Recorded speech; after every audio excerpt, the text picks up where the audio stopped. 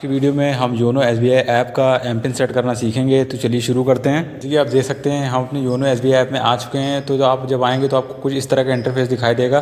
तो आपको ऊपर दिखाई दे रहा होगा लॉगिन वाला बटन, तो आपको उसमें क्लिक कर देना है। आप यहाँ पे अगले पेज पे आ जाएंगे तो आपको यहाँ पे लाल बॉक्स में लिखा हुआ दिखाई दे रहा होगा सेट एम पिन, तो आपको उसमें क्लिक कर देना है। फिर आप यहाँ पे अगले पेज पे आ जाएंगे तो आपको अपनी नेट बैंकिंग में यहाँ पे लॉगिन करना है। तो आपको अपना यूज़र नेम यहाँ पे अंकित कर देना है और फिर उसके बाद आपको यहाँ पे अपने नेट बैंकिंग का लॉगिन पासवर्ड यहाँ पे अंकित करके नीचे आपको दिखाई दे रही है सबमिट वाली बटन, तो आपको उसमें क्लिक करके आगे बढ़ जाना है। तो आपके रजिस्टर्ड मोबाइल नंबर पे एक ओटीपी आएगा, तो आपको ओटीपी को यहाँ पे अंकित करके नीचे आपको दिखाई दे रही है नेक्स्ट वाली बटन, तो आपको उसमें क्लिक करके आगे बढ़ जाना है। आप देख सकते हैं हम अपने योनो एसबीआई ऐप में सफलतापूर्वक लॉगिन हो चुके हैं अपने यूज़र नेम और पासवर्ड के माध्यम से। उसके बाद अब आपको नीचे की ओर बाईं तरफ दिखाई दे रहा होगा लाल बॉक्स के अंदर लिखा हुआ सर्विस रिक्वेस्ट का विकल्प, तो आपको उसमें क्लिक कर देना है।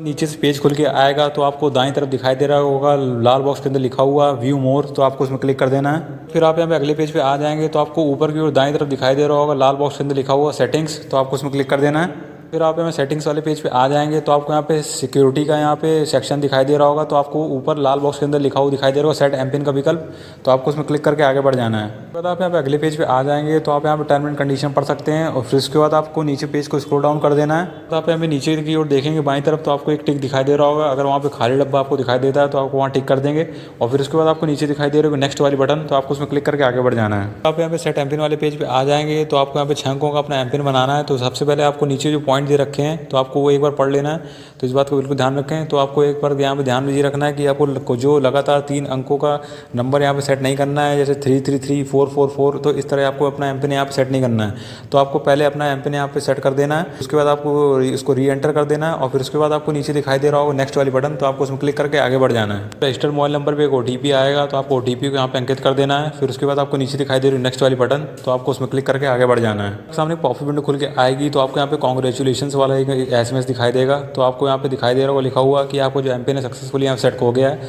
तो आपको यहाँ पे ओके वाली बटन पर क्लिक कर देना है और एक बार अपने ऐप को लॉग आउट करके अपने लॉगिन वाले पेज पे दोबारा से पहुँच जाना है। आप देख सकते हैं हम लॉगिन वाले पेज में आ गए हैं। अब आप ऊपर की ओर देखेंगे आपको दिखाई दे रहा होगा लिखा हुआ लॉगिन यूजिंग एम पिन, तो अभी आपने जो एम पिन सेट किया है तो अब आप उसके माध्यम से अपने ऐप में लॉगिन कर सकते हैं। तो मैं यहाँ पे आशा करता हूँ आपको यहाँ पे इस वीडियो के माध्यम से समझ में आ गया होगा। तो मैंने जो स्टेप वाइज आपको यहाँ पे बताया है तो आप इन्हीं स्टेप्स का पालन करके अपने योनो एसबीआई का यहाँ पे एम पिन सेट कर सकते हैं। अगर आपका bank account state bank of India में है तो मैं यहाँ पे आशा करता हूँ आपको समझ में आ गया होगा अच्छी तरीके से। तो अगर आ गया तो वीडियो को लाइक करें, चैनल सब्सक्राइब करें और कमेंट जरूर करें।